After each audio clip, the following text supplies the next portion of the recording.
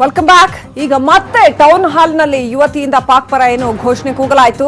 ಯಾರ ಯುವತಿ, ಏನು ಆಕೆಯ ಹಿನ್ನೆಲೆ ಅಂತೆಲ್ಲ ನೋಡ್ತಾ ಹೋದ್ರೆ ಆಕೆಯ ಹೆಸರು ಆರುದ್ರ ಅಂತ ಹೇಳಲಾಗ್ತಾ ಇದೆ.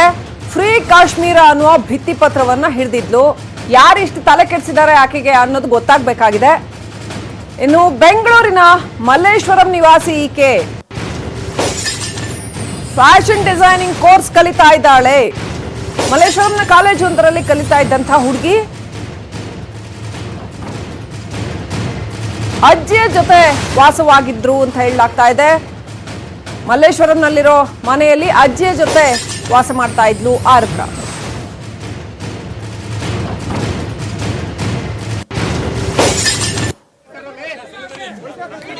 ನೋಡ್ತಾ ಇದೀವಿ, ಒಂದ್ ಕಡೆ ಆರುದ್ರ ಅವರ ಮನೆಯ ದೃಶ್ಯ ಬೆಂಗಳೂರಿನ ಮಲ್ಲೇಶ್ವರಂನಲ್ಲಿರ್ತಕ್ಕಂಥದ್ದು, ಮತ್ತೊಂದ್ ಕಡೆ ಆಕೆ ವಾಸವಿದ್ದಂತಹ ಅಜ್ಜಿಯ ಮನೆಯ ದೃಶ್ಯ, ಮತ್ತೊಂದ್ ಕಡೆ ಆಕೆಯನ್ನ ಬೆಳಗ್ಗೆ ಪೊಲೀಸರು ಕರ್ಕೊಂಡು ಹೋಗಿರ್ತಕ್ಕಂಥದ್ದು.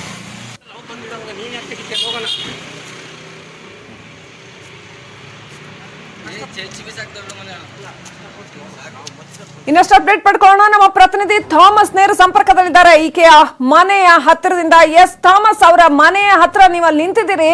ಏನು ಯುವತಿಯ ಹಿನ್ನೆಲೆ, ಯಾಕೆ ಈ ರೀತಿ ಏನ್ ಹೇಳೋದು, ಇಂಟೆಲೆಕ್ಚುಲಿ ಕರಪ್ಟ್ ಅಂತ ಹೇಳ್ಬೇಕಾ, ಏನ್ ಹೇಳ್ಬೇಕು ಅಂತ ಗೊತ್ತಾಗ್ತಿಲ್ಲ. ದೇಶ ವಿರೋಧಿ ಘೋಷಣೆ ಕೂಗುವಂತದ್ದು, ಒಂದ್ ರೀತಿ ವಿಕ್ಷಿಪ್ತವಾಗಿ ಕಾಣ್ತಾಳೆ ನೋಡೋದಕ್ಕೂ. ಏನ್ ಸಮಸ್ಯೆ, ಈಕೆ ತಂದೆ ತಾಯಿ ಯಾರು, ಈಕೆ ಹಿನ್ನೆಲೆ ಏನು?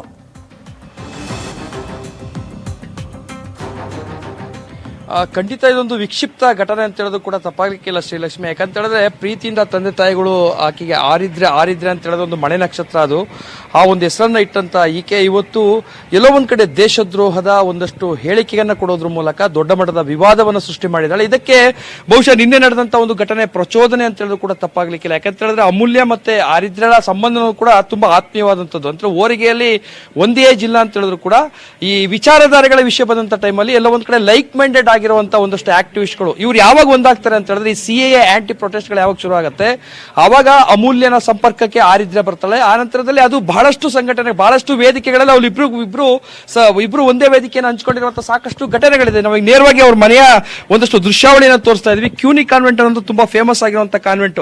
ಆ ಒಂದು ಕಾನ್ವೆಂಟ್ ನ ಅಪೋಸಿಟ್ ಇರುವಂತಹ ಒಂದು ಅಪಾರ್ಟ್ಮೆಂಟ್ ಗುರುಕೃಪಾ ಕಾಂಪ್ಲೆಕ್ಸ್ ಅಂತ ಹೇಳಿ ಈ ಒಂದು ಅಪಾರ್ಟ್ಮೆಂಟ್ ನ ದೃಶ್ಯಾವಳಿಗಳನ್ನ ತೋರಿಸ್ತಾ ಇದೆ. ನೋಡಿ, ಒಳಗಡೆ ಈಗಾಗಲೇ ಪೊಲೀಸ್ನವರು ಈಗಾಗಲೇ ಹೋಗಿದ್ದಾರೆ. ಡಿಸಿಪಿ ಶಶಿಕುಮಾರ್ ಅವರು ಈಗಾಗಲೇ ಒಳಗಡೆ ಭೇಟಿ ಕೊಟ್ಟು ಅಲ್ಲಿನ ತಪಾಸಣೆಯನ್ನು ಕೂಡ ಮಾಡ್ತಾ ಇದ್ದಾರೆ.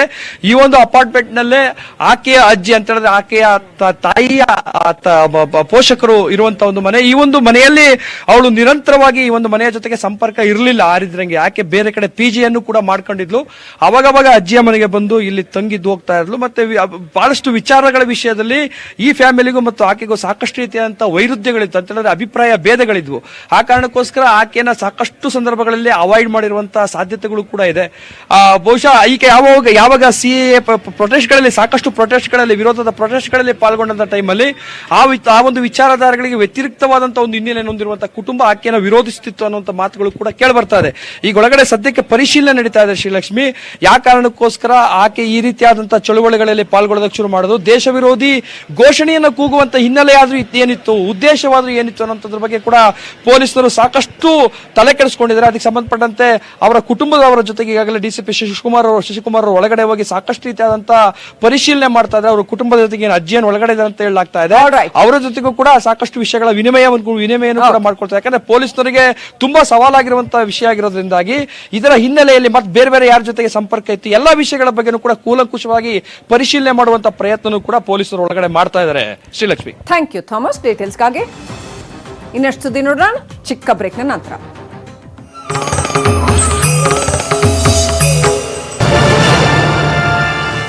Welcome back.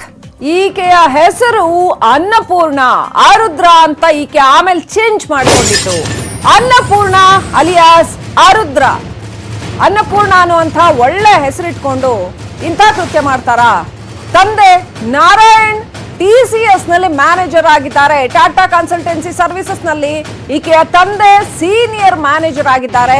ಆರುದ್ರ ತಾಯಿ ರಮಾ ಅವರು ಫ್ಯಾಷನ್ ಡಿಸೈನರ್ ಆಗಿದ್ದಾರೆ. ಈಕೆಯ ಅಜ್ಜಿಯ ಹೆಸರು ಕಾದಂಬರಿ.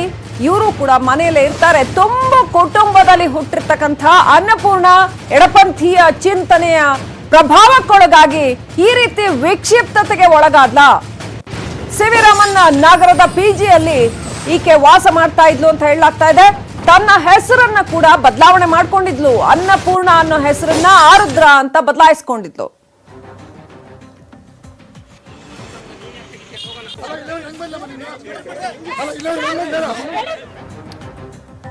ಇದು ಇವರೆಗಿನ ಅಪ್ಡೇಟ್. ನೋಡ್ತಾ ಇರಿ ನ್ಯೂಸ್ 18 ಕನ್ನಡ. ಜಾಲ ನಮ್ಮದು, ಬಲ ನಿಮ್ಮದು.